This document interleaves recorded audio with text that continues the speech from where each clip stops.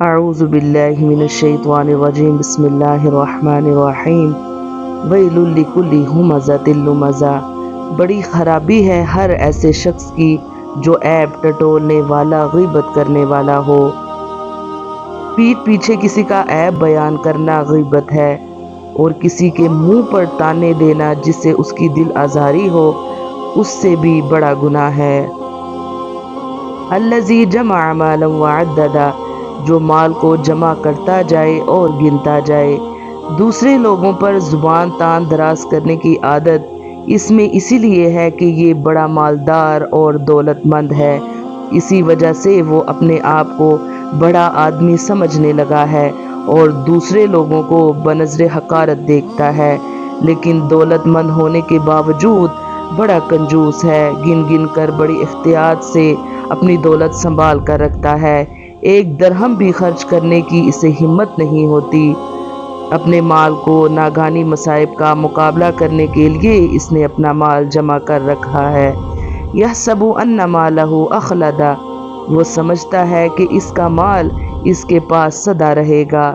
وہ اس غلط فہمی میں مبتلا ہے کہ اگر اس کی دولت اس کے پاس رہی تو موت کا فرشتہ اس کے قریب نہیں بٹکے گا، اس کفر کے ساتھ وہ ہمیشہ زندہ رہے گا کہ یہ مال اس کے پاس ہمیشہ رہے گا، کبھی فنا نہ ہوگا، کبھی ختم نہ ہوگا۔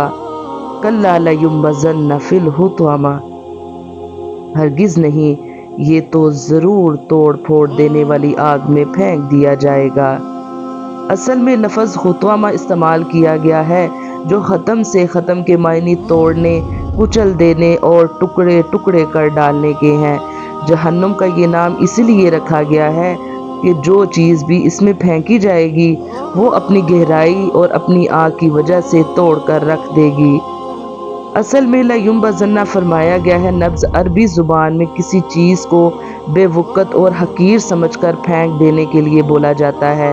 اس سے خود بخود یہ اشارہ نکلتا ہے کہ اپنی مالداری کی وجہ سے وہ دنیا میں اپنے آپ کو بڑی چیز سمجھتا ہے، لیکن قیامت کے روز اسے حقارت کے ساتھ جہنم میں پھینک دیا جائے گا۔ وما ادراک ما الحطمہ اور تجھے کیا معلوم کہ ایسی آگ کیا ہوگی۔ وما ادراک ما الحطمہ یہ سوال اس کی ہولناکی بیان کرنے کے لیے ہے، یعنی تم جان ہی نہیں سکتے کہ وہ کس قدر خوفناک ہوگی، یعنی بہت ہی زیادہ توڑ پھوڑ دینے والی۔ اس میں جو چیز ڈالی جائے گی اسے توڑ پھوڑ کر رکھ دے گی۔ رسول اللہ صلی اللہ علیہ وآلہ وسلم نے فرمایا، یقیناً میں نے جہنم کو دیکھا کہ اس کے اپنے حصے ایک دوسرے کو توڑ رہے تھے۔ نار اللہ الموقدہ وہ اللہ تعالیٰ کی سلگائی ہوئی آگ ہوگی۔ قرآن مجید میں اس مقام کے سوا اور کہیں جہنم کی آگ کو اللہ کی آگ نہیں کہا گیا۔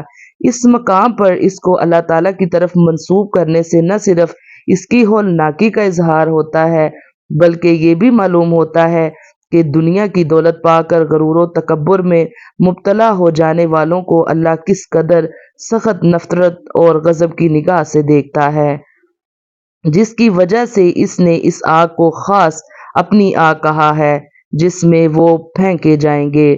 التی تطلع علی الافئدہ جو دلوں پر چڑھتی چلی جائے گی، جو دلوں پر جھانکتی ہے، یعنی وہ صاحب شعور ہیں۔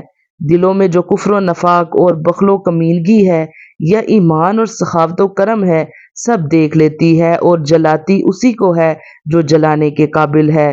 دوسرا مطلب یہ ہے کہ دنیا کی آگ بھی اگرچہ ہر چیز کو جلا ڈالتی ہے مگر یہ آگ دل تک پہنچنے سے پہلے ہی آدمی کی موت واقع ہو جاتی ہے، جبکہ جہنم کی آگ جسم کو جلاتے ہوئے دل تک پہنچ جائے گی مگر آدمی مرے گا نہیں۔ دلوں تک آگ اس لیے پہنچے گی کہ دل ہی گندے عقائد، خبیث نیتوں اور کفر و نفاق کا مرکز ہیں۔ انہا علیہم مؤصدہ وہ ان پر ہر طرف سے بند کی ہوگی، یعنی جہنم میں مجرموں کو ڈال کر اوپر سے اس طرح بند کر دیا جائے گا، کوئی دروازہ تو درکنارہ کوئی جھری تک کھلی نہ ہوگی۔ فی امد ممددہ بڑے بڑے ستونوں میں۔